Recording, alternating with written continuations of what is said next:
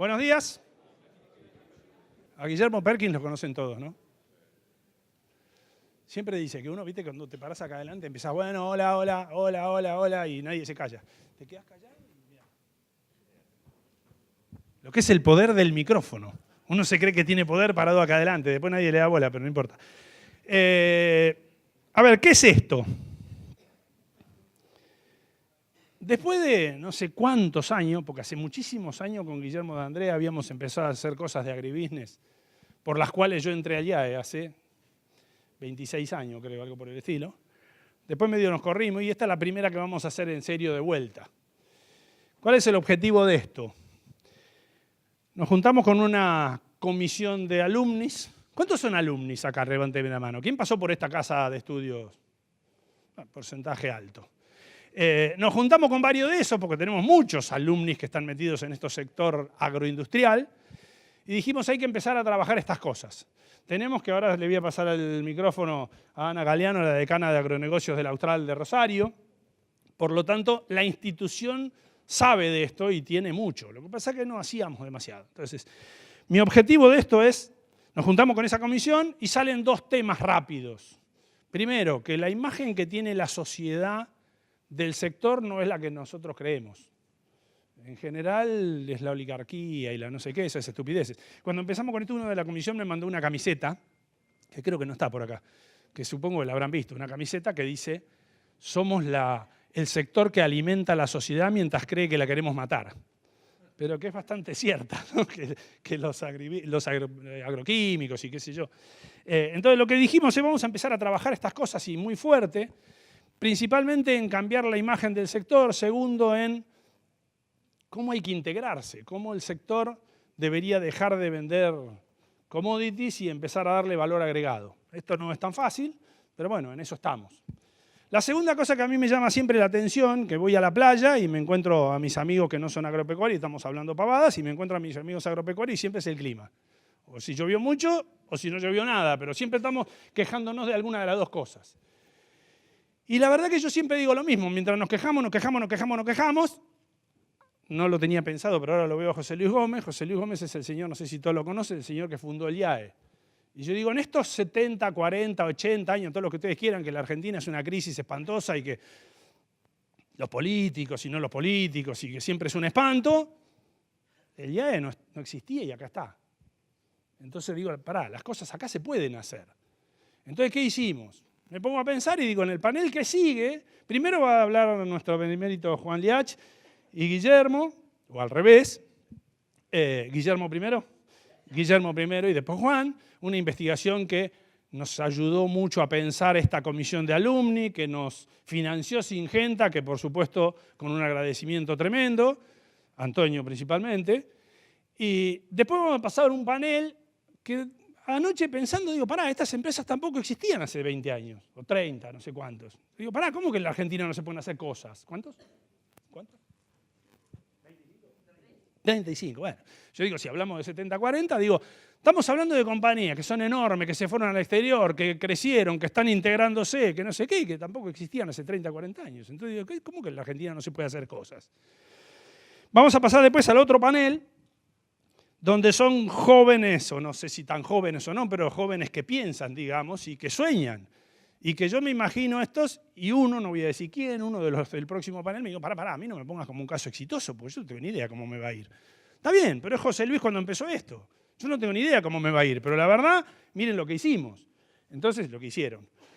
Entonces digo, en ese panel pasa lo mismo. Digo, encuentro tres jóvenes que están metiéndole a una cosa nueva, a un sueño de que el agro se vaya muy para arriba, y miro las cosas que habrán visto ustedes por las redes ayer, del evento de Endeavor. Ayer hubo un evento, 2.000 personas, donde son todos emprendedores. Y vos decís, todos estos tipos hicieron Galperín, hicieron unas compañías impresionantes en el mismo entorno que están todos ustedes. Entonces digo, ¿se puede o no se puede? Entonces, la cosa es cómo y qué queremos hacer. ¿Está bien? Entonces, mi mensaje es ese. Después le voy a ir pasando avisos parroquiales en las próximas, que le voy a decir dos cositas ahora nomás. Una, tenemos el Summit del IAE el 28 de junio. El año pasado hubieron 2.000 personas, quedaron muchos afuera que no hubo lugar porque se anotan en último momento. Por favor, no me hagan eso, porque después se acuerdan de mi madre cuando le decimos que no pueden entrar. Anótense, vengan y bla, bla, bla. La segunda que me acaba de contar un profe ayer es que en agosto, y esto todavía no tengo ni siquiera la información, en agosto vamos a hacer un viaje a Israel. Nosotros hace 2 o 3 años, lo veo a Bernardo Piazzardi por ahí, fuimos a llevar un seminario de agribusiness a Angola, a Luanda. Y la verdad que cuando uno va a esos países y mira qué hacen y qué no hacen, y teníamos que hablarle a 40 empresarios agropecuarios, aprende mucho. Bueno, en octubre, estamos planeando un viaje a Israel, no a ver empresas agropecuarias especialmente, sino a ver empresas. Los que quieran, después me avisan y vemos qué hacemos, todavía hay que pulir la información. ¿Está? Anita, ¿todo tuyo? Bueno, buenos días. La verdad que cuando Ernesto me convocó para esta reunión y me comentó cuál era la idea y qué es lo que estaban pensando y esta inquietud que tenían algunos alumni vinculados al agro de cambiar un poco esa percepción que los que no están tan vinculados al agro tienen, de nosotros, voy a decir nosotros, me pareció que desde el centro podíamos aportar en algo, ¿no? Nosotros venimos trabajando desde el Centro de Agronegocios hace 10 años y básicamente lo que hace un centro es 2 cosas, o hacemos nosotros 2 cosas, investigación y transferencia de conocimientos. Y desde la investigación es donde me parece que podemos aportar en algo, y voy a citar 2 trabajos. Uno tiene que ver con un trabajo que se hizo junto con la Facultad de Comunicación, que es muy pertinente a esto, porque se estudió cuál era la percepción de los jóvenes del agro. ¿Cuál es la percepción que los jóvenes tienen del agro? Y para eso se trabajó en grupos discriminando a aquellos que tenían alguna relación con el agro y otros que no tenían ninguna vinculación. Y no voy a entrar en todos los detalles del estudio porque el estudio está disponible, pero una conclusión muy importante fue que efectivamente aquellos que no están vinculados al sector tienen una percepción muy negativa, generalmente asociada con poder económico, con contaminación, con un grupo cerrado, pero percepciones que no están basadas en ningún dato objetivo. O son prejuicios, o son de los medios, pero no en datos objetivos. Y otro trabajo que realizamos hace más de 10 años ya tiene que ver con conocer mucho al productor agropecuario. Es la caracterización del productor agropecuario y sus estrategias. Y la verdad que lo que sale de ese trabajo, y acá abro un paréntesis relacionado con lo que decía Ernesto de que se puede hacer cosas interesantes desde Argentina, sobre todo vinculado al agro. Este trabajo lo hacemos en conjunto con la Universidad de Purdue y es el único lugar en el mundo donde encontraron un partner académico que pueda sostener el trabajo en el tiempo. Y lo valoran un montón, obviamente, porque han intentado replicarlo en distintos lugares del mundo sin éxito. Cierro paréntesis. Entonces, en ese trabajo, la verdad es que el perfil que nosotros encontramos del productor es un perfil muy atractivo. Es un productor joven, emprendedor, innovador, rompe todas las curvas que nosotros conocemos de adopción de tecnología. Todas están corridas hacia la izquierda, es decir, es muy innovador. Tiene esa vocación por adoptar tecnología y probar con nuevas tecnologías. Es optimista, yo creo que no hay ningún sector en la economía que pueda mostrar, a pesar de que a veces tildan de que se queja y demás, un porcentaje de intención de inversión de arriba del 70% en los próximos 5 años. En este contexto y en esta coyuntura, ese número no cambia. Lo medimos todos los meses nosotros con el barómetro y sigue dando un porcentaje muy alto. Entonces, este productor que tiene este perfil que es tan atractivo, la idea sería cómo nosotros podemos cambiar la dinámica de la conversación con la sociedad para que deje de tener esos prejuicios y poder colaborar a que nos miren de otra manera y nos vean más como quienes producen alimentos y no quienes erosionan el suelo. Ayer en la Rural justo comentaban algo de que la cuenta corriente del suelo entró en descubierto. Vamos a hablar después en el panel con empresas que están haciendo cosas para devolverle al suelo muchas cosas de las que les hemos sacado durante años. Y bueno, pienso que las oportunidades están, pienso que, como dije antes, desde el agro se puede ser un jugador global, Argentina puede ser un jugador global. Hay algunas tendencias que son muy importantes y que quizás estén más relacionadas con el último panel. En un mes nos vamos al Congreso en China de IFAMA. El main sponsor del Congreso no es COFCO, es Alibaba. y el 40%, perdón, de los productores que nosotros encuestamos en esa encuesta que comentaba antes, ya manifiesta que en 5 años quiere comprar todos sus insumos por internet, incluidos semillas, todo. Esa tendencia está y como sabemos que el productor es innovador y como hemos comprobado que lo que nos dice en la encuesta después lo hace, prepárense, porque eso va a pasar. Así que bueno, nada, creo que las oportunidades, como dije, están. Me parece que esto es un granito de arena.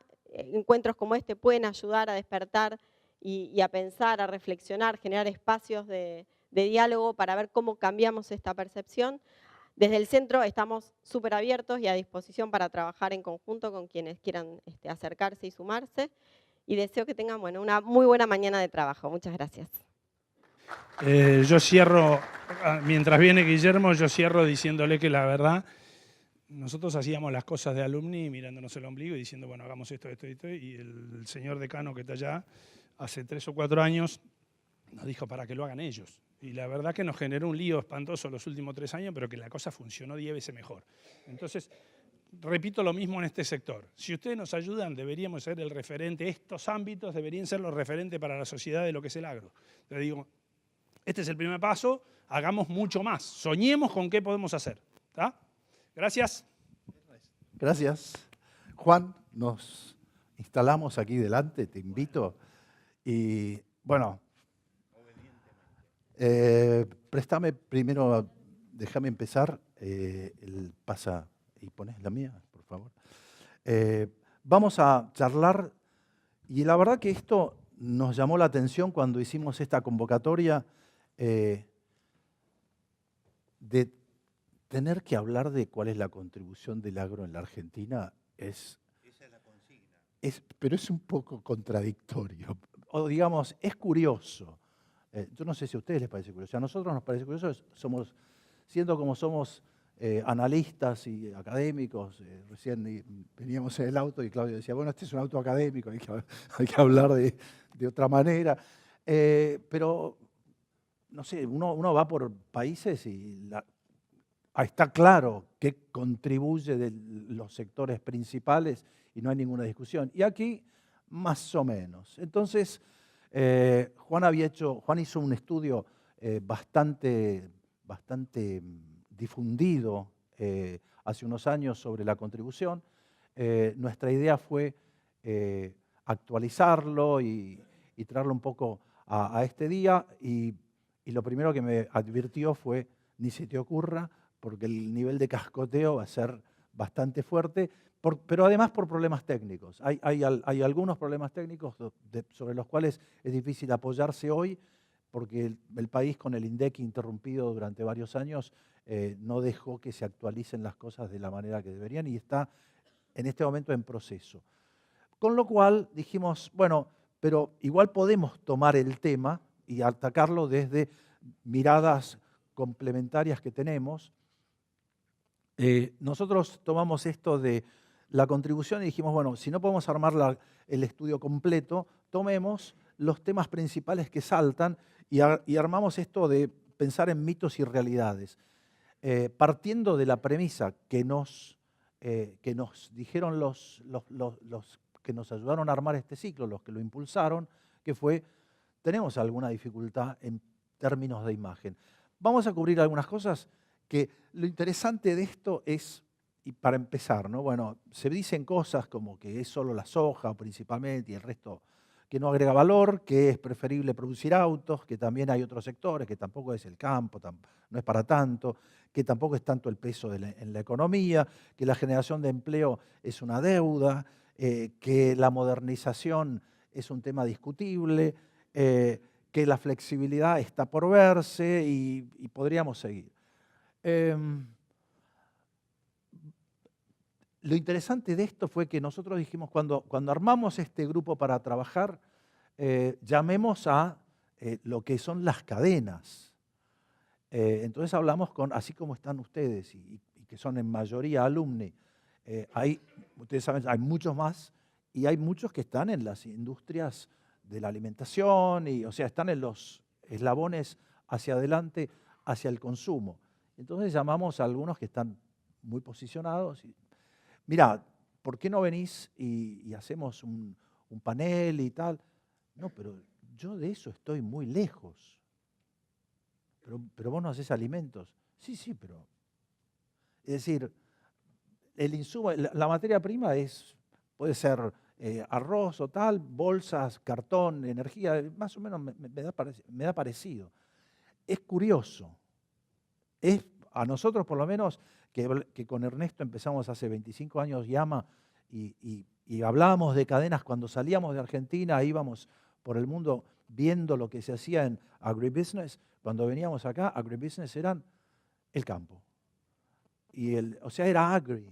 Y el business era el business vinculado con el agri. Pero y el resto, aquí está como divorciado. Bueno, no quiero decir divorciado, pero está bastante separado. Entonces, bueno, empiezo por el final. Este es el tema de fondo.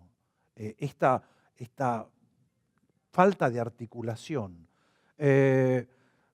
Mitos como esto de el campo es solo soja, primero son 16 cultivos de los principales y además el área sembrada es prácticamente Alemania o Japón. O sea, no es un tema así pequeño. Son 39 millones de hectáreas y si quieren cadenas industriales hay muchas y muy relevantes. No es solo el tema soja como se puede ver en este gráfico. Tenemos varias cadenas y son cadenas importantes y algunas que han sufrido y siguen sufriendo o se están recuperando como bovinos. El segundo mito, soja en vez de exportamos materia prima, en vez de agregar valor.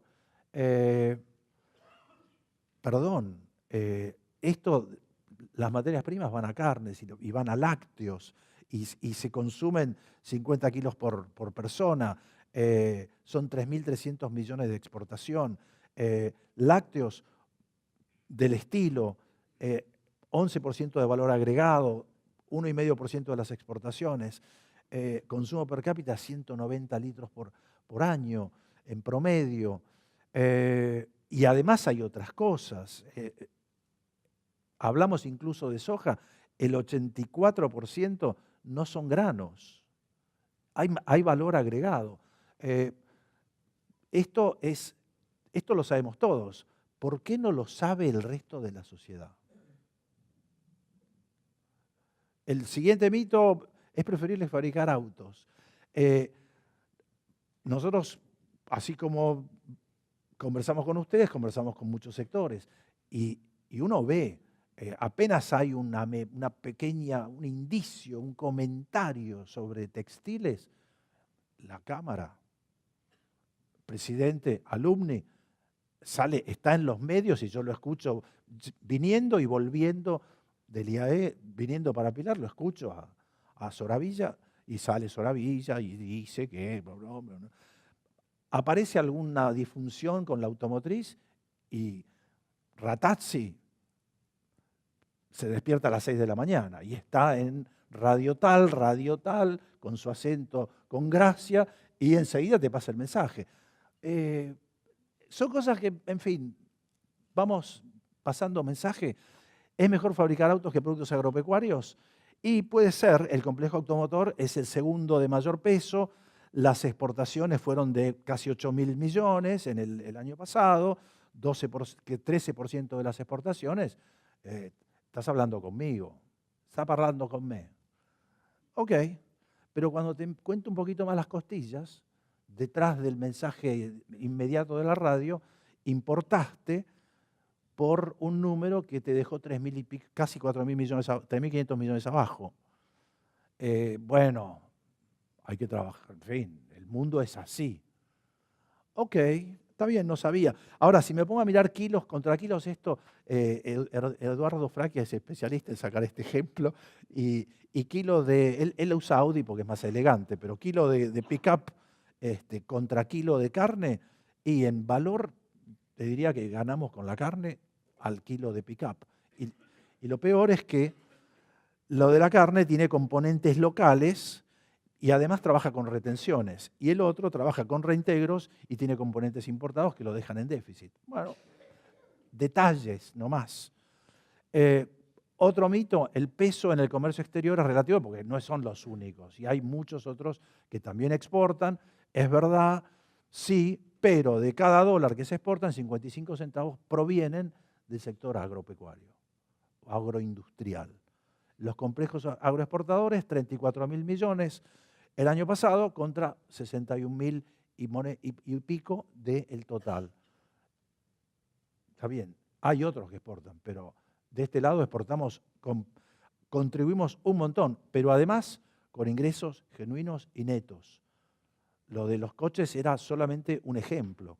Esto trae una balanza, la balanza comercial total es deficitaria 3.800 millones y la balanza de agroalimentos es superavitaria 30.000 millones.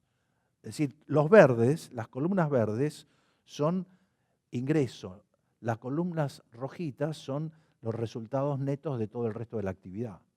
Año a año perdemos. ¿Cuánto perderíamos si no tuviéramos este sector poniendo 55 centavos, pero además netos de cada dólar? La evolución de la balanza comercial. Ahí se puede ver importaciones a la izquierda, exportaciones contra importaciones, y el saldo abajo en la línea que va por debajo tratando de llegar a cero, y exportaciones contra importaciones de industrial, ahí se ve. Superavitario con ganas. Y no hay otro en el país con este perfil.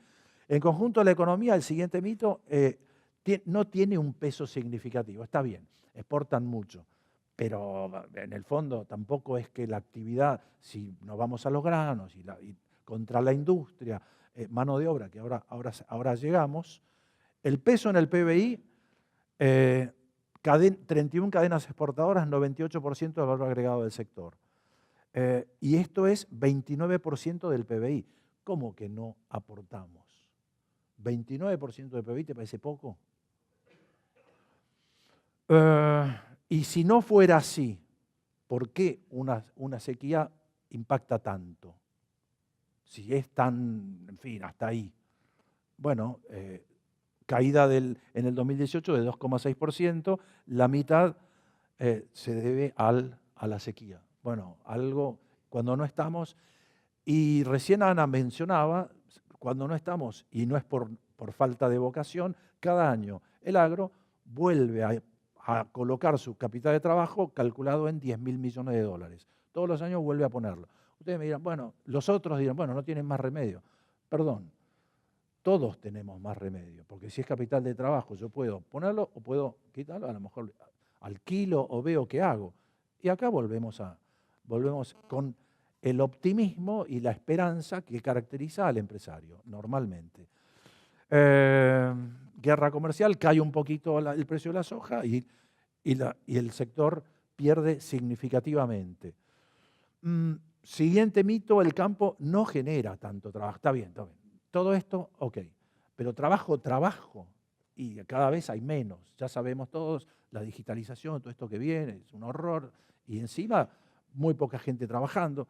Ok, contemos las cadenas agroindustriales, agroalimentarias y veamos el empleo. Contemos cabecitas, el payroll, como lo llamamos, 31% de la empleabilidad en el sector. Bueno, no es tan... A ver, hablemos con otro sector, traigamos algunos de los otros sectores. ¿Cuánto traes vos?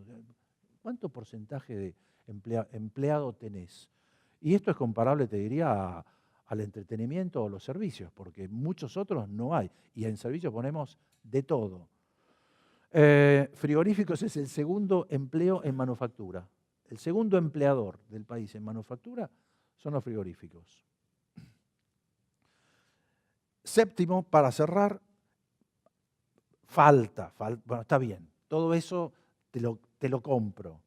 Pero innovación, si hay que hablar de innovación, ¿de qué vamos a hablar? Y hablamos de los jóvenes innovadores, de esto que decía Ana y los emprendedores que tenemos acá, Endeavor, que nombraba Ernesto, pero de las semillas y el arado y todo eso, no es por ahí.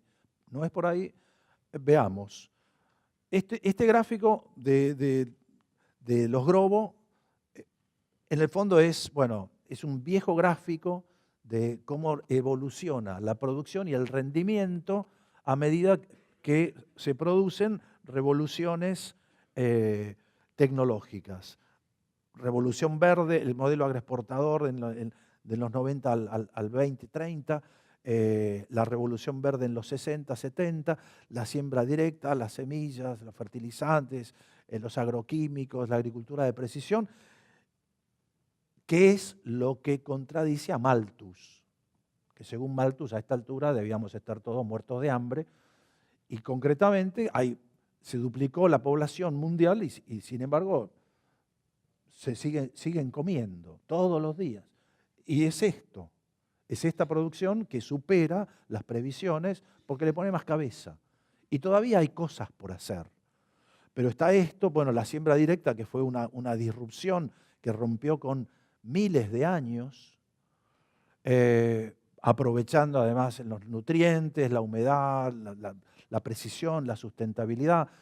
Otra cosa, la adaptabilidad. Es decir, un sector que se transmite, que se muestra como rígido y sin embargo es capaz de cambiar de mercados y de destinos con bastante flexibilidad y abrir nuevos mercados en algo que uno diría, bueno, no, esto va a Europa, la cuota Hilton.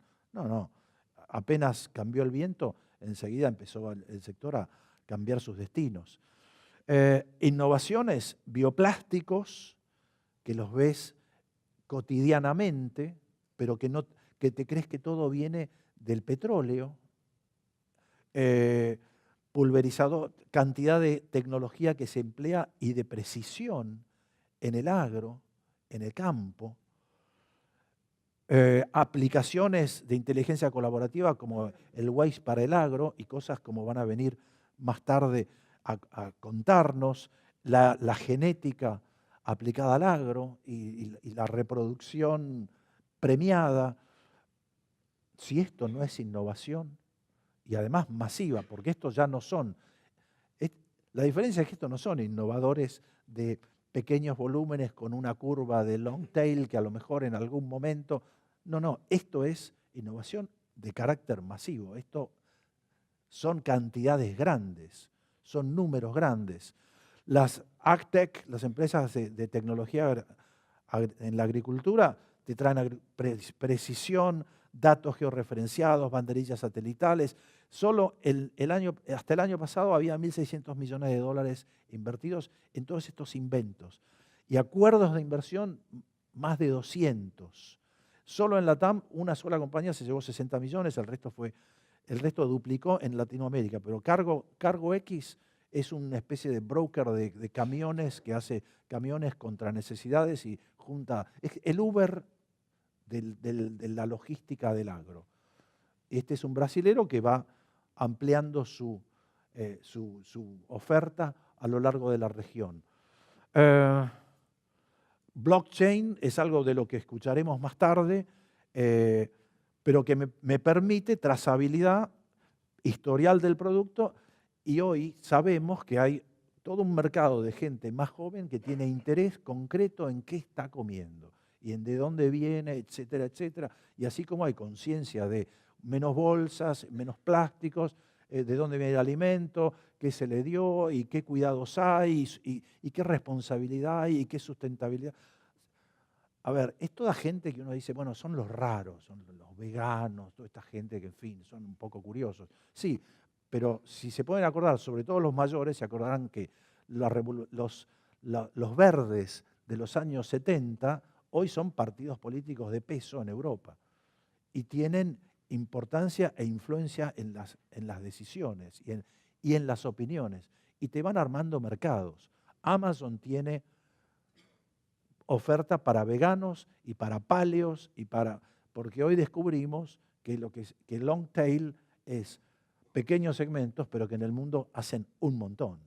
Y además hay tendencias que todos vivimos. El ceviche era una curiosidad hace 20 años, el sushi era casi un rechazo, ¿cómo vas a comer crudo? Y hoy, si no comes sushi, sos una especie no sé, paleolítico. ¿No te gusta el sushi? Sí, por supuesto. Es decir, cambiamos. Y esto sigue. Y blockchain viene en ayuda de este cambio. Bioeconomía, cadenas de valor en términos más...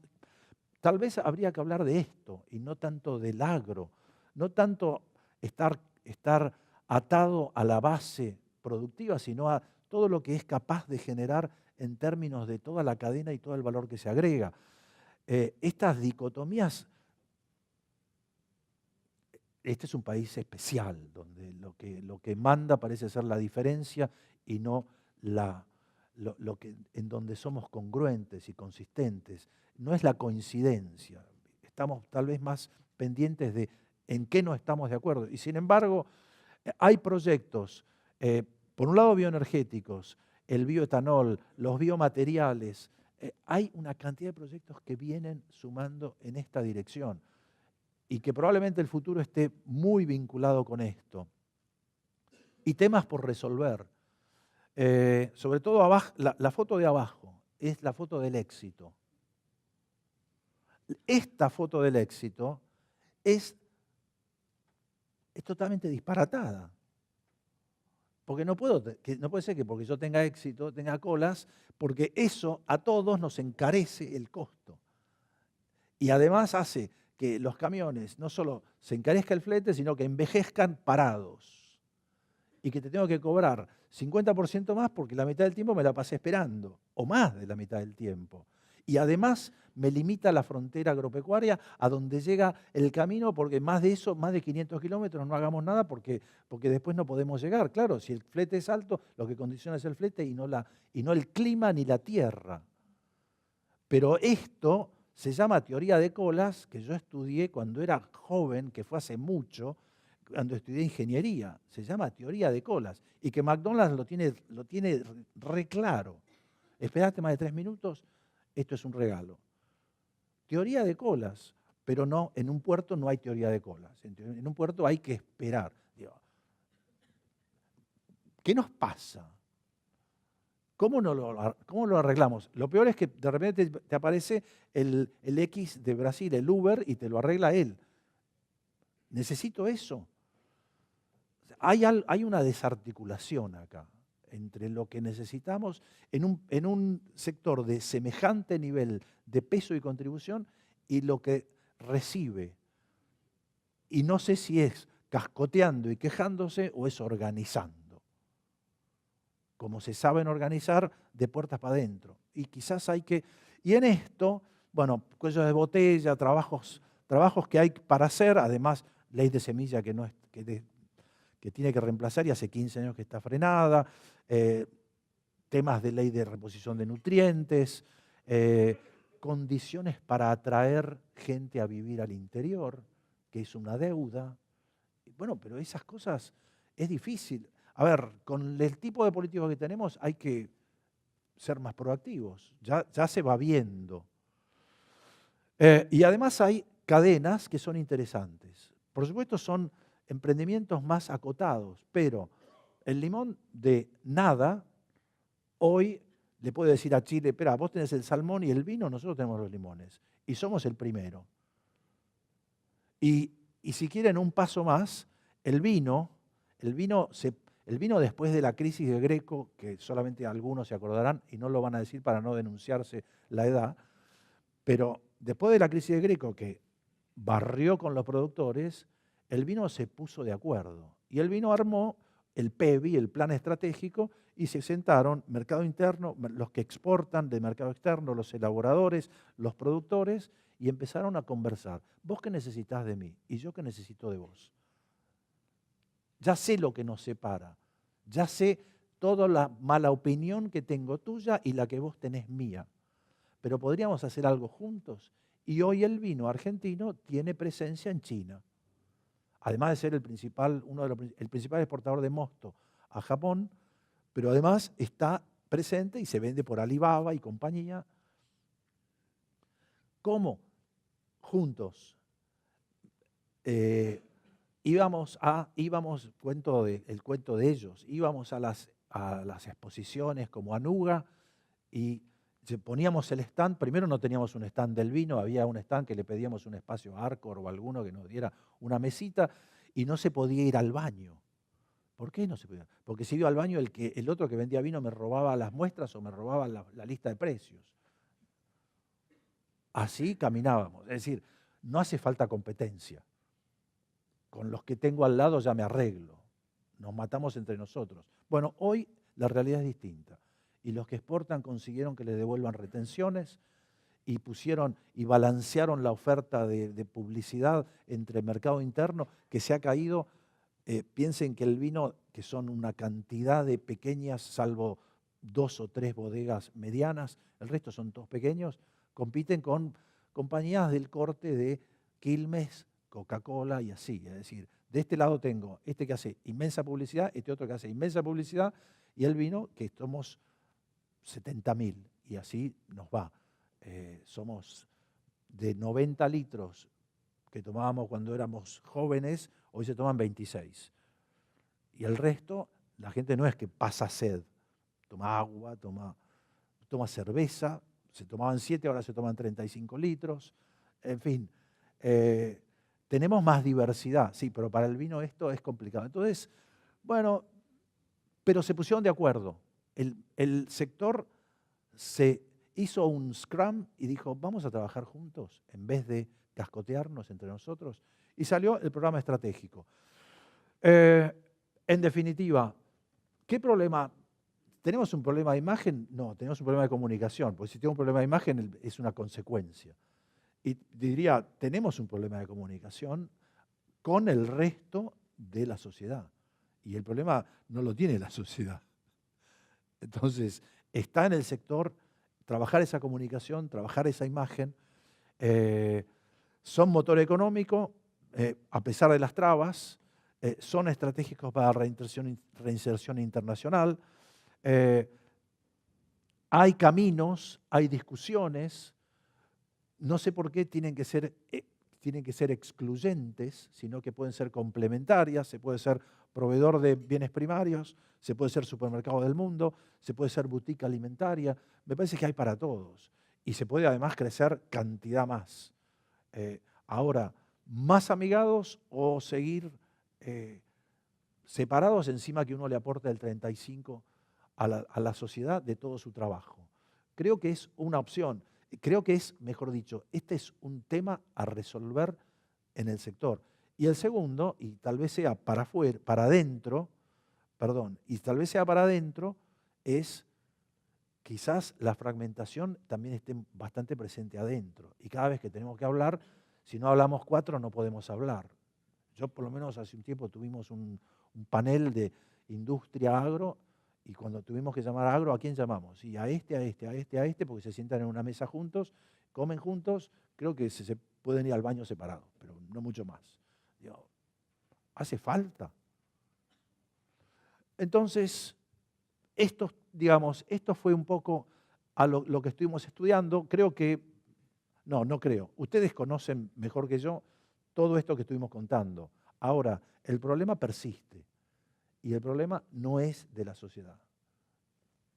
Y con esto, Juan, yo dejaría aquí y preferiría que vos tomaras ahora el tema y... Con una puntualidad impresionante, ¿no? Estuve midiendo, no sabes cómo. Bueno, bravo. Gracias. La contribución de la agroindustria al país es la consigna que me pusieron y a ella me voy a dedicar. Primero tuve alguna duda acerca de si recorría o no un poco el tema de la economía global, pero después de haberlo escuchado a Guillermo, estoy convencido de que era importante porque este es un sector que en gran medida vive de la exportación y la exportación depende de cómo marche la economía global. Y para decirlo de manera suave, estamos viviendo tiempos interesantes en la economía global. Así que un poquito voy a hablar de ese tema. Bueno, el Fondo Monetario hizo sus proyecciones hace poco. Christine Lagarde, la directora gerente, habló de una desaceleración, por ahora suave. estamos en una velocidad de crucero del mundo de entre 3 y 3,5%, los países desarrollados alrededor del 2%, un poco más Estados Unidos que Europa, y los emergentes al 4 y pico. Esto era hasta antes de los eventos que se han producido últimamente, sobre todo la guerra comercial entre Estados Unidos y China. Como cuestión decorativa, pero no tanto, tenemos el fuerte surgimiento del nacionalpopulismo, que por primera vez en la historia no ocurre en América Latina, sino en Europa y los Estados Unidos de América. Vaya novedad. Fíjense que este es el momento en el que, si uno mira Latinoamérica, hay la menor proporción de gobiernos nacional populistas de toda la historia casi. Y bueno, ahora nos toca allá. Y esto es relevante porque la tendencia es hacia el proteccionismo, y a este sector una economía global que vaya al proteccionismo le va a ir peor que una economía abierta como ha sido hasta ahora, a pesar de que no nos podemos olvidar, porque frecuentemente lo olvidamos, que el proteccionismo agroalimentario sigue existiendo, que eso ha quedado un poco tapado por la suba, por el viento de cola, la suba de los commodities, que ahora no están así, pero sigue existiendo, y sigue existiendo una discriminación, y por eso yo soy muy escéptico acerca de la viabilidad de un acuerdo Mercosur-Unión Europea, porque Francia en particular, dentro de Europa, nunca va a abandonar, o por lo menos en el tiempo que cada uno de nosotros vivamos, la idea del proteccionismo, porque protege a sus agricultores, son una base política importante, etc. Bueno, y ahora tenemos este tema del conflicto que ya aparece como guerra comercial entre Estados Unidos y China. Hoy China declaró que no vale la pena seguirse reuniendo con Estados Unidos porque evidentemente siguen aumentando los aranceles, o sea que la próxima escala, igual nada es definitivo porque cada semana va cambiando, pero en principio la próxima reunión sería a fines de junio en la reunión del G20 en Tokio, o sea que estaríamos en un impasse complicada, o sea, eso es mala noticia. Y ahora vamos al mundo emergente, que es el verdadero motor de todo lo que ha pasado de bueno en materia de precios internacionales y las oportunidades que se abrieron, y que lamentablemente Argentina en lo que va de este siglo aprovechó, yo diría, en un 25-30%. Si uno compara Argentina con Paraguay, Uruguay y Brasil, para quedarnos en el ámbito del Mercosur, nos ganan en todo, en granos, inclusive soja, en aceites, en lácteos, en carnes, etc. Nosotros algo hicimos, pero la verdad que muy poco. Bueno, el mundo emergente, les dejo esa cita, sobre todo la de Max Rosser, porque al que le interese seguir este tema, es un sitio de internet realmente increíble, permanentemente actualizado, y que cualquier cosa que ustedes quieran saber de los aspectos económicos, sociales del mundo está ahí. El mundo emergente, que tiene más o menos bodas de plata, 25 años, se ha dividido en contraste con las tortugas desarrolladas que crecen entre 0 y 3%, los emergentes han crecido bastante más, entre 3 y 7, pero no todos. O sea, una de las características de esta década es que la dispersión del crecimiento entre países emergentes ha aumentado mucho, y eso no es bueno para nosotros, ¿no? Hay 5 razones por las cuales yo creo que aún en el caso de una profundización de la guerra comercial entre Estados Unidos y China, el mundo emergente va a seguir creciendo, aunque a un ritmo menor.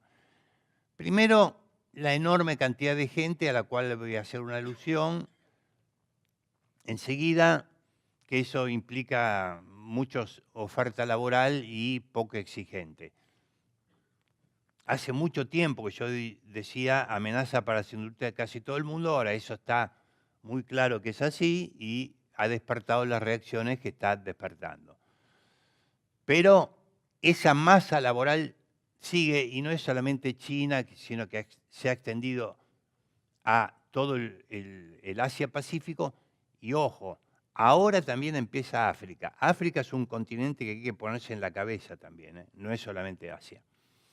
Segundo, el abaratamiento de las tecnologías, que a quienes saben usarlas les permite aumentar mucho la productividad.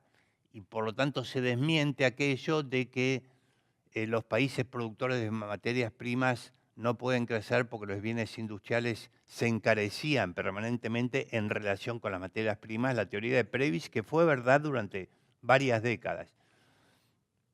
Si miramos cuánto costaba una computadora en el año 2000, costaba, aunque ustedes no lo crean, 20 toneladas de soja, sí, 20 toneladas de soja. Y ahora con media tonelada de soja o un poquito más, ustedes pueden comprar una laptop y si miden la capacidad de procesamiento, la diferencia es 1000 a 1 o cualquier cantidad a 1. Tercero, son muchos los emergentes, encabezados también por los asiáticos que están invirtiendo más y mejor en educación. O sea, ellos empiezan con el trabajo barato, los paraguas de Taiwán y Corea, que nosotros nos burlábamos cuando la apertura de Martínez de Oz, mirá estos pobrecitos, mirá lo que hacen. Bueno, los pobrecitos, Corea es hoy un país que en el 2030 va a ser el primero del mundo en el que toda su población económicamente activa, toda, va a tener estudios terciarios. No sé si fui claro, ¿no? Empezaron por los paragüitas y los encendedores y las baratijas que entraban en la época de Martínez II. Se está incorporando al consumo algo así como 5.000 millones de personas, que son 2/3 de la población mundial, y las políticas económicas en la mayoría de los países emergentes han mejorado en su calidad. O sea, son políticas más racionales, baja inflación, no endeudarse mucho,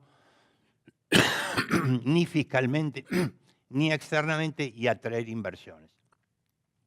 Interesante el caso, el contraste entre Bolivia y Venezuela, porque dos países con la misma ideología, una ideología marxista, claramente, sin embargo, uno fue inteligente y el otro fue demente.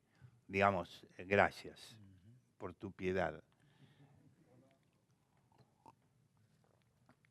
O sea, Bolivia, Evo Morales se dio cuenta que con la macroeconomía mejor no meterse, no hacer ruido, y ha crecido casi al 4 y pico por ciento anual y con una inflación igual, de 4 o 4 y pico por ciento anual. Ojalá nosotros hubiéramos tenido.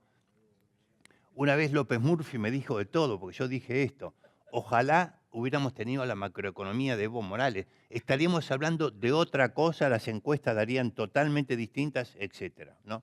Bueno, los emergentes que tenían el 47% del Producto Bruto Mundial en el año 2000, se proyecta que van a tener el 70% en el año 2040. Y con las políticas de Trump, ojo, en el corto plazo a Estados Unidos le puede traer una levantada, pero en el mediano y largo plazo lo dudo. Poblacionalmente el mundo, entre 2010 y 2040, acá achiqué 10 años, solamente son 30 años, va a aumentar de 7.000 a 9.200 millones la población mundial. 2.200 millones o 2.252 va a haber más en el mundo. ¿Cuántos van a vivir en los países desarrollados? 62 millones. El resto, casi 2.200 en los emergentes. En China, no. Por la política de un solo hijo, que ahora aflojaron, pero la gente parece que se acostumbró y no logran que remonte la tasa de natalidad. O sea, va a estar en el resto de los emergentes. Por eso nosotros nos tenemos que abrir la cabeza. Y Argentina, el Instituto de Servicio Exterior, debería tener 10 chicos estudiando cada idioma de Asia y de África, porque ese es el futuro de la Argentina. El futuro de la Argentina está en la interconexión con África y con Asia. Bien, y bueno, las personas no pobres o de clases medias van a subir de 1.000 a 5.000 millones en este mismo periodo. O sea, va a haber 4.000 millones de personas más en el mundo en el año 2040, que es pasado mañana. Yo les puedo asegurar que es pasado mañana. No es una eternidad. Espero que en el 2040 me recuerden. Si este no es el mercado, ¿dónde está el mercado? 4.000 millones más de personas que van a salir de la pobreza. Demanda de alimentos. Viento de cola, por ahora no está a la vista. Hoy nuestra esperanza media mala es que hay un tiempo muy húmedo en los Estados Unidos y que se ha atrasado la siembra enormemente. O sea, los porcentajes de siembra de la cosecha gruesa en Estados Unidos son los menores a esta altura de los últimos 25 años y por eso la soja rebotó 4 y pico % en los últimos 3 días.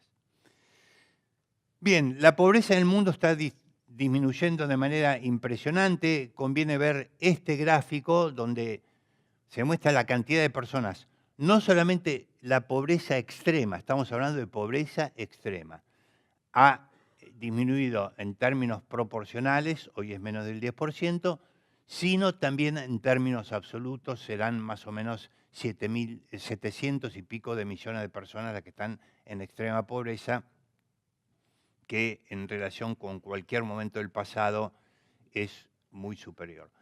Bueno, acá un pantallazo de los países emergentes para ver que, como en la rebelión en la granja, todos los animales son iguales, pero algunos son más iguales que otros.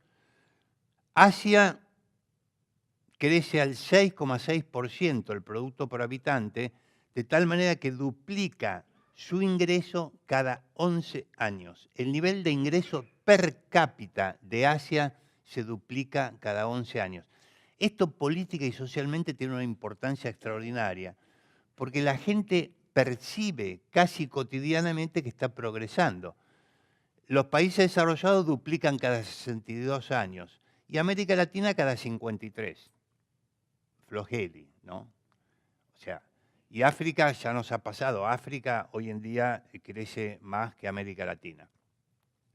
Demanda de alimentos. Por primera vez en este siglo, yo diría, yo vengo siguiendo este tema permanentemente, hay una discrepancia entre las dos grandes estimadores globales que son OECD-FAO por un lado y USDA, el Departamento de Agricultura de Estados Unidos, por otro lado. Como ustedes pueden ver ahí, las tasas de crecimiento de casi todos los productos básicos para la Argentina son bastante mayores según la proyección de USDA que según la proyección de OECD-FAO, que va a salir en julio-agosto. Una sale en febrero, que es la de USDA, o sea, la de USDA de este año, pero yo me refiero al mismo periodo, 2018-2027. Estoy ansioso por ver qué nos dice OECD-FAO ahora en julio-agosto cuando salga la última proyección. Bien, y ahí tenemos un cuadro que no se ve mucho, pero que básicamente nos dice que los países emergentes contribuyen en general con el 80% o más del aumento de la demanda. O sea, los grandes socios de la Argentina a los fines del agro y de las agroindustrias son los países emergentes. Bueno, ahora aterrizamos en Ezeiza y mirando de adentro hacia afuera, en vez de afuera hacia adentro, discutimos, ya me ha ahorrado casi todo el trabajo Guillermo, la contribución de la agroindustria del país. Menos mal que hice algo distinto a lo habitual. Bueno, se cita mucho en los ámbitos industriales de la Argentina esta frase de Pellegrini, en 1892. Solo vendiendo pasto no se construye una nación. Y que después se ha simplificado en algo que él no dijo, que es sin industria no hay nación. No lo dijo, pero lo dijo parecido. Parafraseándolo, él estaría de acuerdo, porque hay textos donde habla de la importancia fundamental del agro y la ganadería, etc. Lo único que él decía que con eso no alcanzaba. Y eso es algo que el sector, a mí me parece que todavía no se ha hecho cargo. Hay personas dentro del sector que lo entienden, pero hay otras que no. Y entonces vivimos desde el año 1930 aproximadamente, o sea, pronto vamos a cumplir un siglo, con una de las tantas grietas de la Argentina, porque la grieta de la que tanto se habla en realidad es una superposición de grietas, federales y unitarios, ninguna se resolvió del todo todavía. Agro versus industria y así siguiendo, ¿no? O sea, es importante esto porque son problemas no resueltos. Este es uno de los problemas no resueltos de la Argentina. Bueno, Carlos Pellegrini estaría totalmente de acuerdo que sin un sector agropecuario y agroindustrial sólido, la Argentina no puede funcionar, y así lo enseña claramente la historia. O sea, es una condición necesaria, imprescindible para la Argentina, porque de lo contrario tenemos lo que hemos tenido siempre, que se castigó a este sector, que es una crisis del balance comercial y a la larga del balance de pagos y a la larga o a la corta, generalmente a la corta, una crisis económica global con las grandes devaluaciones, etcétera, etcétera. Como puede verse en este gráfico, donde en rojo está el crecimiento del Producto por Habitante de países desarrollados, en azul el de la Argentina y la línea negra es la razón. Aunque algunos dicen que alguna vez estuvimos al nivel de los países desarrollados, yo creo que esto es una exageración, promediando hasta el año 30 estamos en un 80% del nivel de vida de los desarrollados. Después bajamos al 60%, después al 40%, y ahora la tendencia es que sigamos bajando. O sea que realmente el modelo de volcarse a una economía cerrada dio muy malos resultados en la Argentina, pero lo que hay que preguntarse es por qué la Argentina adoptó una economía cerrada. Y ahí no es una cuestión del Far West de los malos y los buenos, sino que es más complicada, ¿no? Cuanto más crezca el sector agroindustrial y con buenas políticas, más podrá crecer la Argentina. O sea, no porque solo lo va a empujar este sector, sino porque es una condición necesaria y en la medida que se agranda genera muchas divisas y en la medida que se generan muchas divisas, si la economía se abre se pueden importar bienes de capital, tecnologías, etcétera, y el país puede crecer mucho mejor, más y mejor. El sector agroindustrial, perdón que tengo una versión distinta, se acerca a generar 2/3 de las divisas de exportación, ¿no? O sea, más del 60% seguro. Y en materia de empleo, generaba, abro en pretérito imperfecto, solía generar el 35,6% del empleo directo estimado por la matriz de insumo-producto y el 35,1% estimado por población, o sea, por la población que vive en localidades típicamente agropecuarias o la que viviendo en localidades no agropecuarias trabaja en el sector. Como bien dijo Guillermo, la matriz de insumo-producto que tenemos es del año 97, entonces cuando tuvimos la conversación yo le dije, mirá, no se puede hacer una estimación del empleo porque dar parecido a este y estamos esperando la nueva matriz de insumo-producto para encararla. Y ahora viene un cuadro, yo diría, impresionista y distinto de lo que habitualmente suelo presentar. No sé si a alguno de ustedes les gustará la pintura impresionista, a mí particularmente me gusta y por eso he hecho esta especie, o de collage también podrían llamarlo si lo quieren modernizar. Hay mucha innovación. Si vas al campo, ves primer mundo. Esto lo dijo Ramiro Albrieu, que es un colega que no es un colega neoliberal, más bien lo contrario, pero por eso esta frase tiene mucho valor, ¿no? Turquía y Sudán ya usan cosechadores de algodón made in Argentina, o en Argentina, si ustedes quieren, ¿no?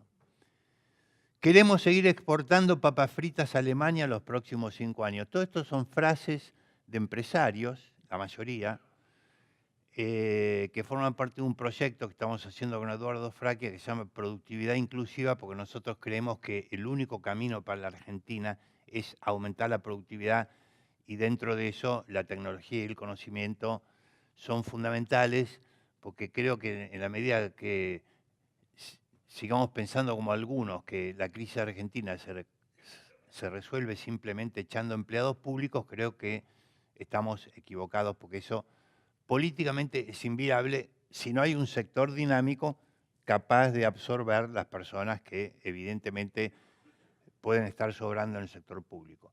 Lácteos o el arte de la destrucción. En el año 93 yo tuve en mi oficina de la Secretaría de Programación Económica la visita del CEO de Nestlé, que me dijo, 1993, la próxima gran frontera láctea del mundo es la Argentina. Argentina en esa década subió de 5.000 millones de litros a 10.000 millones de litros. ¿Cuánto producimos hoy? Más o menos lo mismo. O sea, han pasado casi 20 años. Sí, porque fue en el 99 los 10.000 millones de litros. O sea, hay dos productos que serían bestseller. Escribir el fracaso de la marca carne argentina y el fracaso de la marca, que es menos conocido, lácteos argentinos. Carne porcina china. O sea, China, ¿por qué empieza a comprar carne ahora? Bueno, un poco por la peste porcina, pero carne vacuna también compra.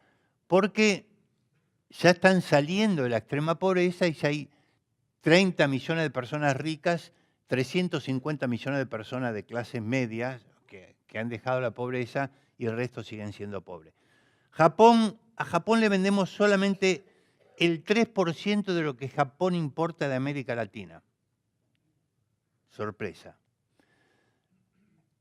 Hay una pyme que exporta carne congelada a China en cantidades reducidas. El valor total de esas importaciones de China es 850 millones de dólares. ¿Quién puede producir más eficientemente carne que la Argentina? Creo que nadie. Igual puede ser, más eficientemente no. Bueno, también vuelve la lana sucia, la exportación de lana sucia, hay jugos de uva que se exportan, fibra de algodón, también un producto primario está volviendo. Y en rojo, por ejemplo, la Unión Europea prepara el impuesto a la vaca por el efecto invernadero. Estas son cosas que la Argentina tendría que ir tomando nota. Seguimos. La pesca puede saltar de 1.000 a 4.000 millones de dólares. No hablaste de pesca, pero yo en sentido amplio lo incorporo dentro del sector agroindustrial, o que estrictamente no lo es, pero hay que tenerlo en cuenta, porque además hay muchas oportunidades de diferenciar este producto, agregarle valor, etc. El Malbec está entrando no solamente a China, sino a India, Vietnam, Kenia, Irak e Indonesia, por decir algo. O sea, África empieza a aparecer también. Jugos de naranja de una segunda marca, entre comillas, ya empiezan a exportarse. No digo cuál es la marca porque he tratado de evitar toda alusión propagandística. A América Latina. Bueno, acá tenemos el gráfico de comercio exterior de biotecnología, donde vimos que en el sector agropecuario propiamente son mucho mayor las exportaciones que las importaciones. Estamos exportando por más de 100 millones de dólares, 100 millones de dólares con saldo favorable. Ojo, en sanidad animal habría una oportunidad porque tenemos un saldo desfavorable muy marcado. Y Alfonso Larraín, hablando del Malbec, ¿no? Y de tu vino y todo el trabajo que ustedes hicieron, pero Alfonso Larraín, que es el presidente de Concha y Toro, o sea, una de las bodegas emblemáticas de Chile, dijo, la Argentina, lo dijo el año pasado, tiene todo para ser en el mundo del vino. O sea, la agenda del futuro. Hay 140 millones invertidos en papas congeladas en Luján de Cuyo, 80% es exportable. Y pongo lo del bono fiscal porque es interesante, porque es una propuesta en la cual yo vengo insistiendo. No hay recursos, no se puede hacer una reforma impositiva como estuvo aprobada a fines del 2017. Se han estirado los plazos, pero sí se podrían anticipar reformas a los que inviertan. Bueno, este es un caso concreto hecho por una provincia, no por la nación, que funciona. En la Bolsa de Cereales están organizando un seminario de fuentes no tradicionales de fibra dietaria. Le digo para ver el tema de la diversidad de oportunidades. Después vamos a hablar, si hay tiempo, del tema de la masa crítica. Apuesta a largo plazo es la apertura del mercado de cítricos en India y Vietnam, mercado premium, el de Vietnam. O sea, la diversidad es... Todo esto son cosas sacadas que están ocurriendo en la Argentina. Después uno puede discutir si tienen masa crítica o no, pero está ocurriendo en la Argentina. Este señor, Nicolás Baudrois, bueno, ahí me fui, es un emprendedor que tiene un yogur distinto, que hace furor en redes. Les recuerdo para los escépticos lo que fue la revolución del yogur griego en el mundo, ¿no? Y cómo conquistaron, por ejemplo, Estados Unidos. Esto lo cité sin saber que va a estar presente en el último panel.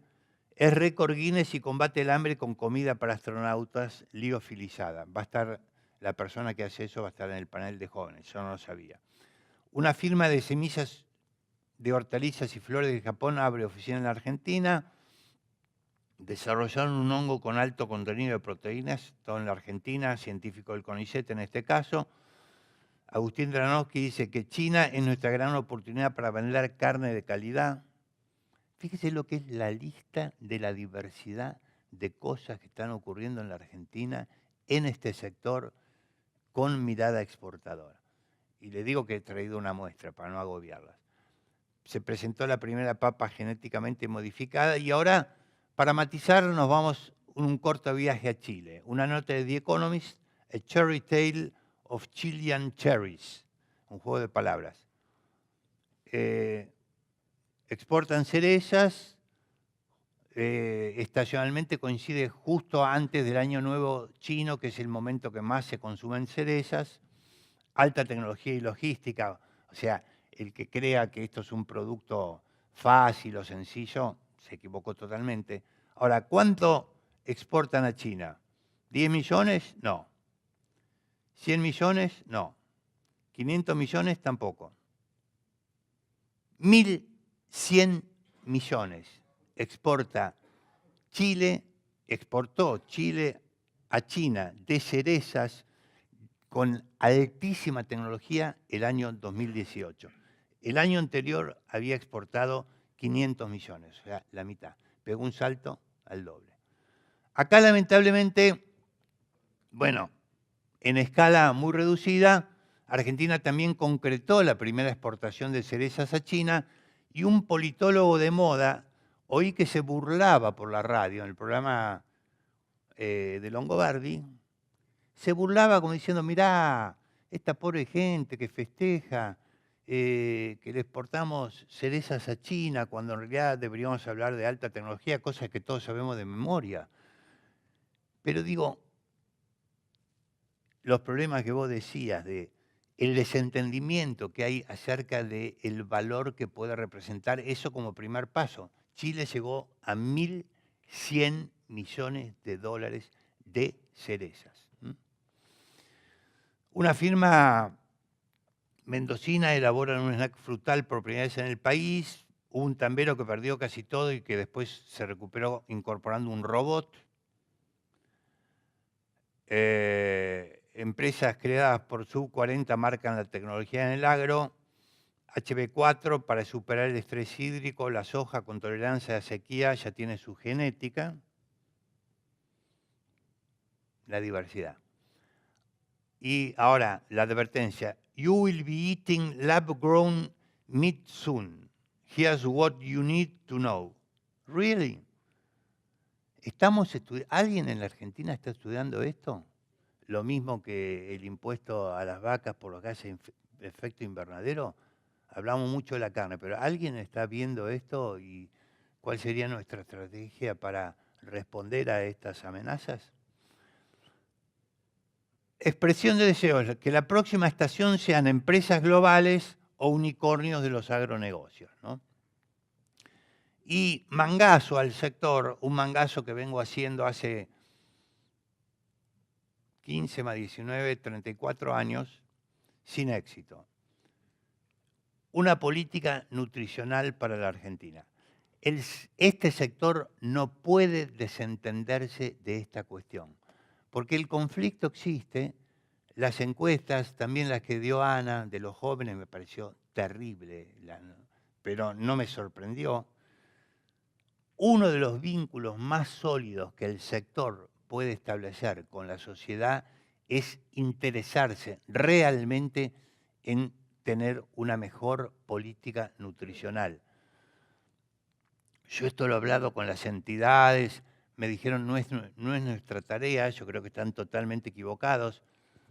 Sí, es algo que tendría que ser el gobierno o la idea del gobierno, pero también la sociedad civil podría movilizarse. Porque gracias a la soja, el conflicto entre bienes, salario y exportaciones ha disminuido muchísimo porque afortunadamente no comemos soja. A mí personalmente las milanesas de soja no me seducen. Creo que a nadie, ¿no? Las comemos indirectamente, como bien dijo Guillermo, a través de lo que viene en la carne, etcétera, etcétera. Entonces, el conflicto no tiene la misma intensidad que tuvo en otros tiempos, pero sigue teniendo. Este salto exportador de la carne dio lugar también a un aumento que este gobierno reaccionó distinto a como se reaccionó en 2005, porque cuando pasó la misma cuestión terminamos virtualmente prohibiendo y pasamos del puesto 2 o 3 de exportación de carne al puesto 12 o 13, ¿no? Esta es una gran deuda del sector. Bueno, y cambiando de tema, una rápida visión del futuro. ¿Cómo sería una economía de Cristina Kirchner? Yo creo que sería una economía cerrada. Esto sería muy malas noticias para el sector, porque el sector necesita una economía abierta. Habría un intento de diferenciarse del pasado, pero yo creo que las ideas básicas no han cambiado. El agro sería discriminado y yo creo que tendríamos también riesgo institucional, por ejemplo, un cambio de consecuencias imprevisibles en la Constitución, ¿no? Ya se habla bastante, incluso en voz alta. ¿Cómo sería un gobierno del PJ, federal, alternativo, como quieran llamarlo? La economía sería un poco más cerrada que ahora, no tanto como con Cristina Kirchner, pero sería más cerrada, más industrialista, si ustedes quieren, ¿no? Habría mayor racionalidad en materia fiscal que con Cristina Kirchner. Se renegociaría el programa del Fondo Monetario, cosa que no es ningún pecado mortal, porque el fondo sabe que es un programa muy especial, muy exigente, y el fondo mismo está muy comprometido, o sea, tiene las manos puestas ahí, o sea que yo creo que habría una posible negociación.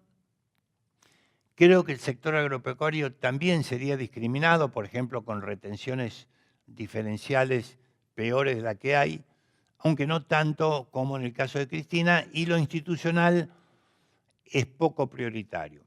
Y un gobierno de Cambiemos, bueno, la economía argentina no se creen que es muy abierta todavía, si uno lo compara con otras, todavía es bastante cerrada. Yo creo que seguiría un proceso de apertura gradual. También gradualmente se iría corrigiendo el esquema de retenciones al previo a la crisis. O sea que para el sector agropecuario esto sería beneficioso. Hay buenas chances de sostenibilidad fiscal y por lo tanto de un menor riesgo país, y creo que la calidad institucional sería mejor. Eso sinceramente lo que yo pienso. Me parece que era importante que se lo dijera. Y ahora sí, para concluir, yo he descubierto a la vejez viruela el primer estudio. Les agradezco que en el break que vamos a tener ahora, si alguno conoce otro, me lo diga, porque yo nunca había visto algo por el estilo. ¿Cuánto influye el management en las variables que interesan a la economía, a la macroeconomía y a la sociedad? Influye mucho, según los trabajos de un señor Bloom. Bueno, como les dije, nosotros tenemos este proyecto de productividad inclusiva junto con Eduardo Fracchia, que creemos que es el único camino del desarrollo inclusivo y sostenible de la Argentina. La conclusión de estos estudios de Nicolás Bloom, que tiene como 10 papers publicados, yo les estoy citando uno del año 2018, cuando mejor sea el management de las empresas, mayor será la cantidad y la calidad de las exportaciones, mayor la eficiencia productiva y mayor la calidad de los productos. obvio, dirían ustedes, sobre todo los que son managers, ¿no? Pero yo nunca lo había visto trabajado empíricamente, o sea, esto está trabajado para Estados Unidos y China con encuestas de miles de empresas, rankings de CEOs. Y ahora sí, para terminar, les muestro las últimas transparencias. Acá está el ranking de CEOs, o sea, de calidad del management, donde encabeza Estados Unidos, siguen Japón, Alemania, Suecia, México está por acá, acá están Irlanda y Chile, China está por acá, y Argentina le gana 1-0 a Brasil. Bueno, no estamos tan mal. Figuramos en la tabla de posiciones, por empezar ya el hecho de figurar es importante, pero yo esto lo traigo como ocasión para transmitirles que este es un problema de todos, que no es un problema solamente de los políticos, sino que es un problema también de la sociedad y en particular del rol de los managers, de los cuales tenemos, gracias a Dios, muchos y muy buenos aquí presentes. Muchas gracias. Bueno. Gracias, Juan, y qué bueno que coincidimos. Bastante. Bastante. A pesar de no haber hablado, salvo la reunión introductoria. Así es, ahí armamos esto y después seguimos. Y yo le quiero agradecer a Alejandra Groba, que me ayudó enormemente a hacer este estudio, este trabajo, y la verdad que sin ella a esto no hubiéramos llegado, además de a Antonio, que nos apoyó. Los invito ahora, ¿alguna pregunta o algún comentario o tomamos café? Quizás sería bueno, ¿no? Un minuto. Escuchamos, sí, a ver, tengo uno atrás que levantó primero y después vengo acá. No, allá atrás. Tú, creo que sos vos, sí, no sé si, sí. Buen día, gracias por la charla. Juan, te quería hacer una pregunta solo para completar el cuadro, porque es importante para todos los empresarios que están acá pensando en qué es lo que viene y qué es lo que puede pasar y cuánto van a invertir o no. ¿Qué pensás con respecto, hablaste de renegociación, por ejemplo, con el Fondo Monetario, pero no comentaste cuál es tu visión con respecto a la deuda? Si bien Schiaretti dijo, nosotros no vamos a provocar un default, ¿agregarías una línea para cada tipo de potencial gobernante futuro?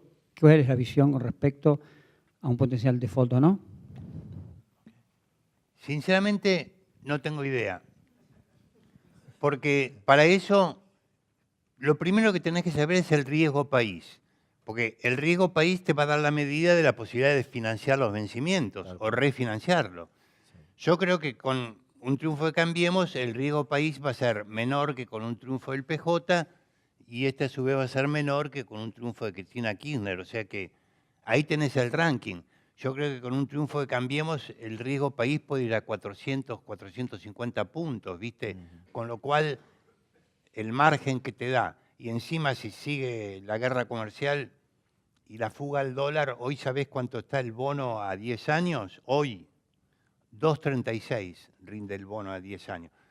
¿Te acordás cuando llegó a 3,20, era el fin del mundo? Bueno, nos agarró la crisis del 2018, bueno, está a 2,36. O sea que yo creo que va a depender crucialmente de quién gane las elecciones y del riesgo país. Y yo creo que con un triunfo, la escala es esa, 400, 600 y 900 o más, ¿no? Porque eso te da la posibilidad de refinanciar los vencimientos, ¿viste? Eso es la clave. Si vos tenés que pagar todos los vencimientos, estás en un problema. Buenos días, soy Mariano Vinograd, trabajo en frutas y hortalizas. Me gustó mucho la referencia a las cerezas.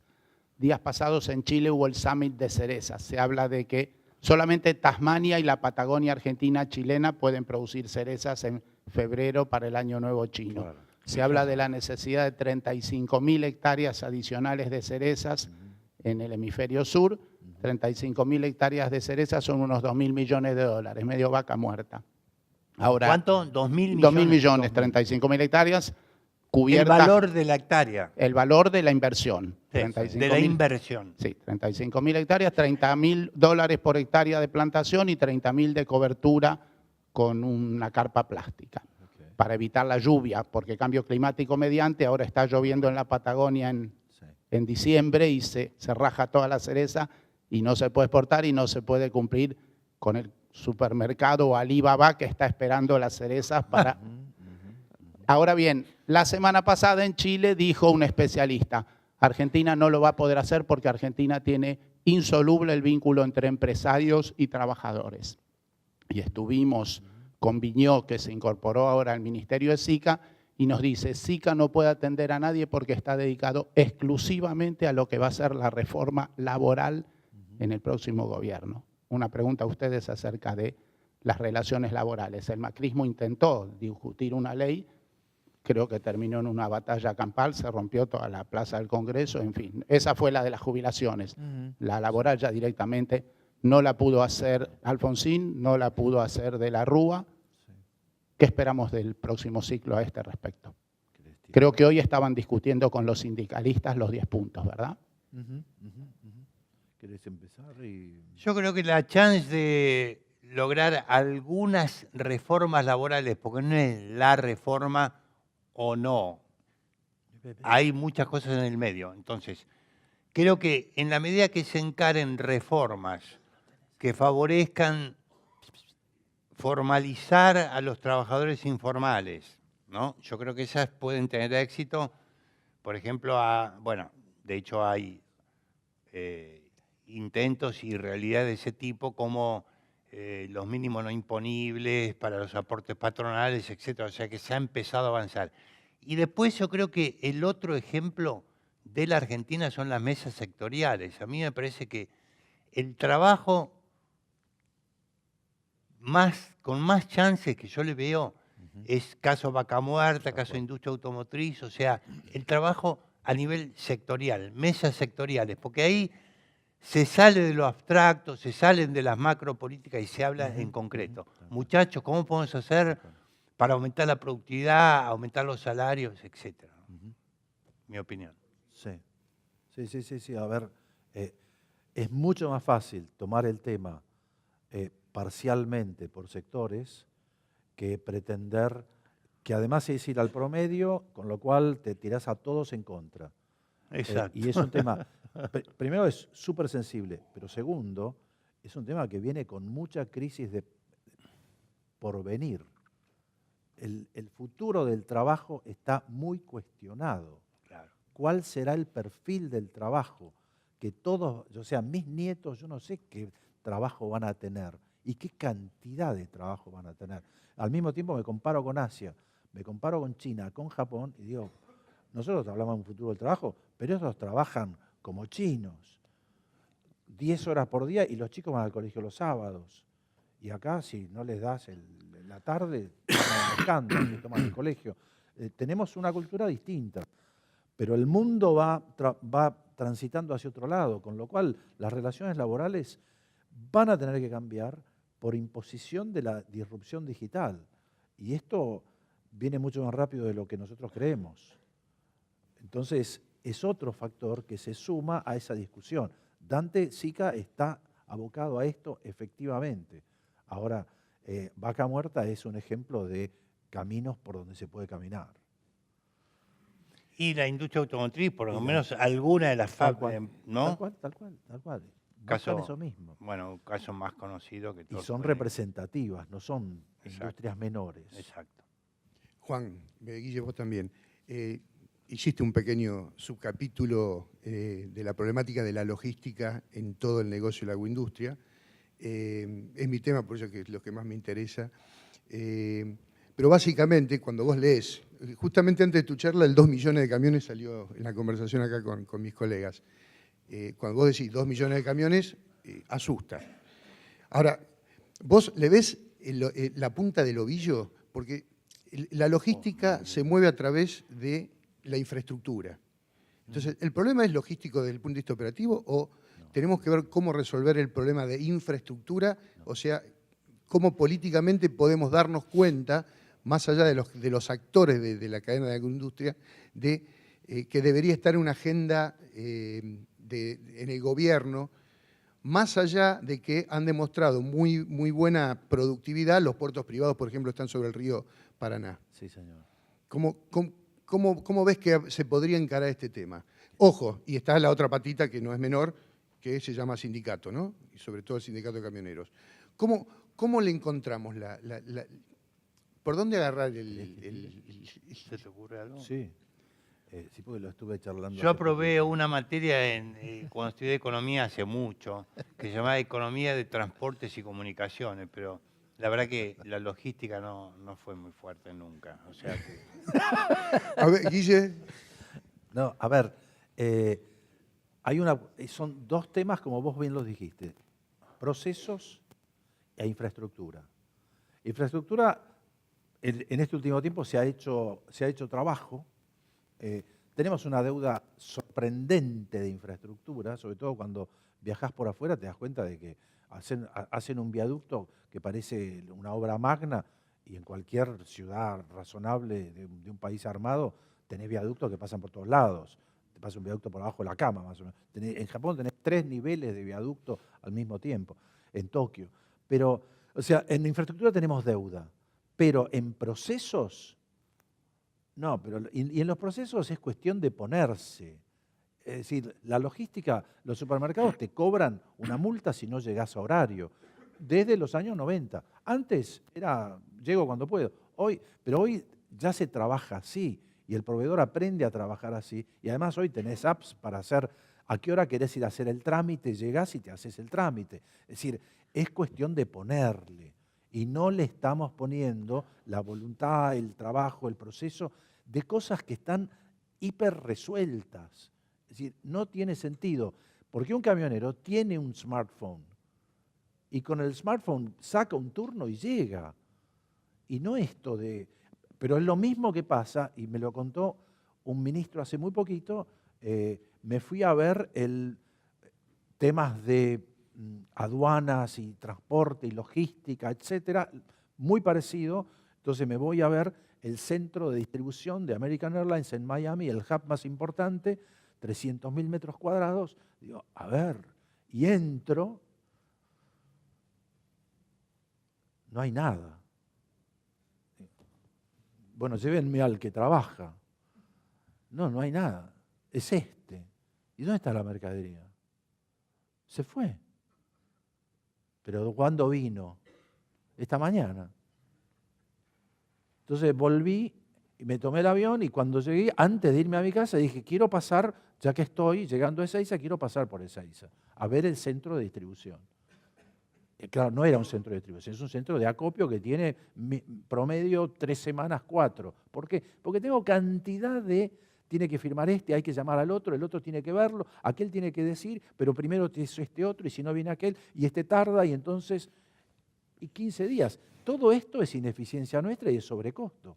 Ahora, si voy a esperar que un señor que esté en el ministerio se ocupe de esto, que se ocupe de mí, voy a envejecer como ya estoy envejecido. Macho, hay que agarrar estos temas y llevarles las prepizzas hechas, decir, mira, esto va por acá.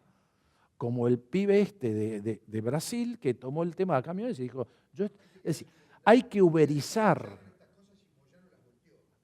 Pero quédate tranquilo, siempre te la va a voltear. Pero al mismo tiempo, si vos al camionero concreto le mejorás el rendimiento de su camión, él a Moyano le va a decir que sí, que tiene razón y que gracias por protegerme. Pero él va a ganar el doble y va a poder trabajar el doble y cobrar menos y tener más movilidad y cambiar su camión antes. Y el flete va a bajar para todos y la frontera se va a extender. Pero esa solución, yo no le puedo pedir a Moyano que me arregle el app y el turno de los camiones. Si estoy pidiendo eso, estoy ladrando al árbol equivocado. Los que tienen la cabeza están en otro lado. Hay que ampliar. Lo que hay que hacer es romper el paradigma de que la empresa termina en la puerta y yo entrego al camión que viene y el resto no es mi problema, es tu problema. Hay que avanzar en los procesos, en las cadenas más allá del negocio e integrarse. Y lo vimos, y Juan lo volvió a tener. Este sector, con el peso importantísimo que tiene, no tiene la integración proporcional a su peso. Y eso es un pecado propio que hay que resolver, porque no podés tener la mayor contribución del país y que el país no te respete y la gente no quiera estudiar masivamente lo que vos, para esto que es el futuro. Porque no me vas a decir que el futuro está ¿en dónde? Si tenés toda esta base, tenés un campo que le falta todavía la mitad por seguir desarrollando. No, pero es que me voy a dedicar a producir satélites. Me parece que... ¿Me dejas agregar una cosita? Sí, porque me embalo y... Se me ocurre que una táctica para atacar el problema sería esta famosa cosa que siempre sale en los diarios, que es la diferencia del valor chacra y el valor supermercado. Llama en serio, reunía a todos con un interés que es totalmente popular, y bueno, y ahí podés apretar a la logística desde un ángulo que es de interés masivo, porque este tema reaparece permanentemente y van a Plaza de Mayo y regalan las manzanas o las bananas o la lechuga o lo que fuera, porque este tema es muy caro en la Argentina y nunca se resuelve. ¿Vamos a tomar un café? Dale. Gracias. Gracias, Juan. Gracias, Alejandra. Y hay cosas más interesantes después del café, así que hablaremos.